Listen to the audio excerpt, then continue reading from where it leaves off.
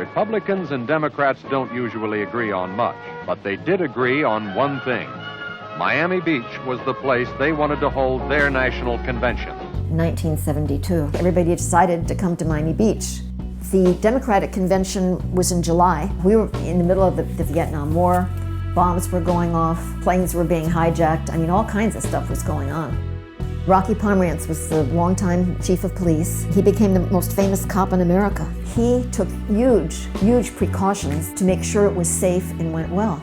He designated Flamingo Park on South Beach as a free speech area for protesters. So instead of just trying to keep them away, he gave them a place to be. And then the protesters were so colorful. They had hippies and zippies and yippies.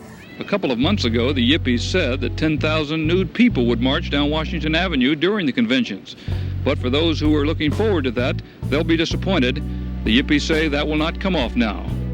You know, they just camped out there. They had tents pitched because it was hot, and everybody just strolled around. And they had a big, huge chain-link fence around the convention center.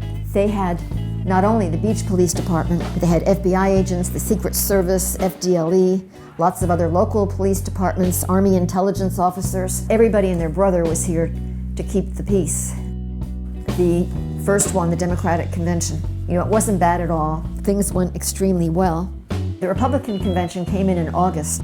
The Vietnam veterans against the war, they marched down to the high school, Miami Beach High School. You know, school was out for the summer, so they marched down to the high school where 750 National Guard troops were stationed, but they kept them hidden until they needed them. And the Vietnam veterans against the war sneaked into the building, went up to the roof, and hung an upside-down American flag there, you know, as a sign of country in distress, and pulled that off. I looked up one day and saw some people on the roof. One guy had a long gun, the kinds of long-distance rifles, you know, that snipers would use, and they were going to keep people safe, you know, the politicians as they came and went and everything. And so when I mentioned it to Rocky Pomerantz, he insisted there were no snipers because he didn't want that to get out and be in the paper, and I think it was, and he was upset. And he totally denied it, no snipers on the roof. And I said, well, somebody was up on the roof with a long gun, you should check it out.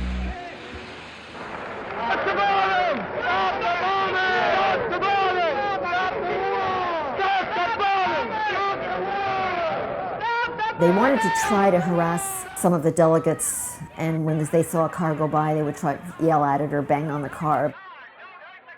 They blocked traffic at the Fontainebleau. There were arrests up there. There was a fire at the Playboy Hotel. Some militant females who were marching down Collins Avenue had gotten into the Playboy Hotel and set a bed on fire. They did arrest a couple hundred people who were doing vandalism and stuff, but nothing really serious. It was relatively minor until all hell broke loose last night. The cops had been sort of restrained. They were told to be nice to everybody, even the protesters, and they were. But at the very end, they've been restrained for so long, they've got to vent a little, and they did. There's always some problem at the end because they've got all these toys to use and all the gas grenades, and now they have tasers, but they didn't then, but luckily.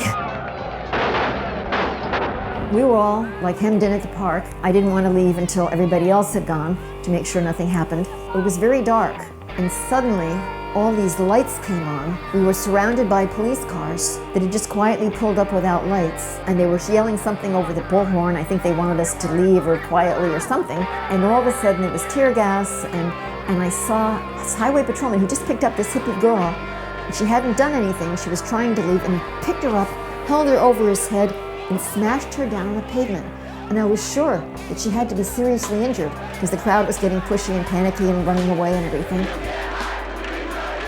But luckily nobody was killed. I didn't hear of any serious injuries. So Rocky Pomerantz pulled it off while the world was watching. So it was a triumph for him, a triumph for Miami Beach.